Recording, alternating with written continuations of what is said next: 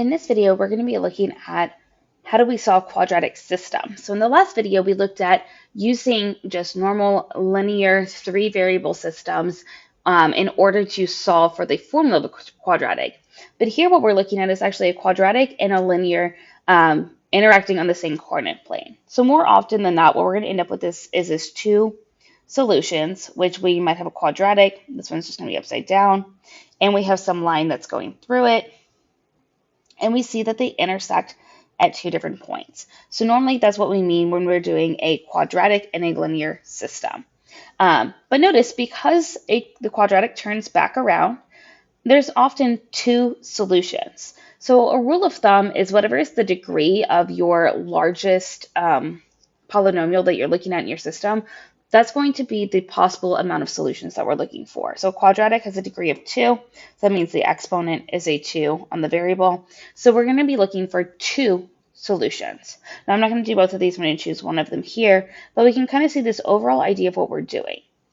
In order to solve this, normally I say it doesn't matter what variable you cancel. It doesn't matter what variable you cancel. Well, in this case, it does matter. We want to get rid of the y. That is our goal. So I'm going to zoom in. I'm going to look at this example here. I want to get rid of my y value.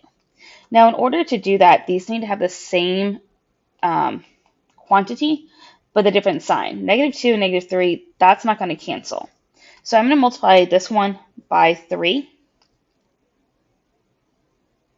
And I'm going to multiply this one by -2, because not only do they need to be the same value, so right now we're going to get them to be 6, they need to have opposite signs. They need to be opposite values of each other. So this one's going to be +6, this one's going to be -6.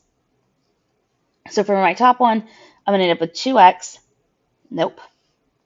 Try that again. I'm going to end up with 6x minus 6y equals -24. For my bottom one, and note, these are different. These are not going to combine. This is 3x squared and this is 2x. So when I write them over here, I'm actually going to write them separately.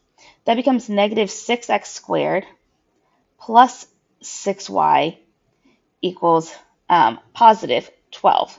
Because once again, all of those signs are changing. So here combine, I end up with -6x squared plus 6x. My y's canceled, and that equals -12. So now I have a quadratic that I can solve. We know that we can solve the quadratic by factoring. We can solve a quadratic by the quadratic formula. Or we can solve it by completing the square. At this point, you can use whichever method works best for you. We've been practicing completing the square, so that's the method I'm going to use just to see what it would look like. So we know that in order to complete the square, we want our a value to be 1. So I'm going to divide everything by -6. It's going to be x squared minus x. I know I'm going to have to add something to complete the square. Equals, well, -6 and -12, that gives me 2. So I'm going to have to add something. In order to figure out what I'm adding, I need to take my b term, which is -1, and divide it by 2, and then square it. Well, -1/2 squared is 1/4. So I'm adding 1/4 to both sides. I'm going to rewrite this as a perfect square. So x minus 1/2 squared equals, you take that b over 2, it's x plus your b over 2 squared when you're writing it as a perfect square. Over here, I need to add these. Well, I know there's 8/4 and 2, so 8 plus 1, that gives me 9/4. At this point, we square root.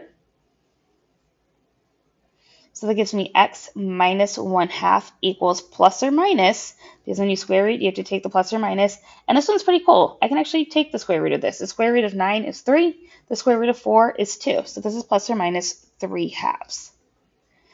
That means I'm going to solve out x minus 1/2 equals positive 3/2. X minus 1/2 equals -3/2. So I'm going to add 1/2 to each side. 3 plus 1 is 4, so I have x equals 4/2, which is really just saying x equals 2. And -3 and 1 is -2, so x equals -2/2, which is really -1.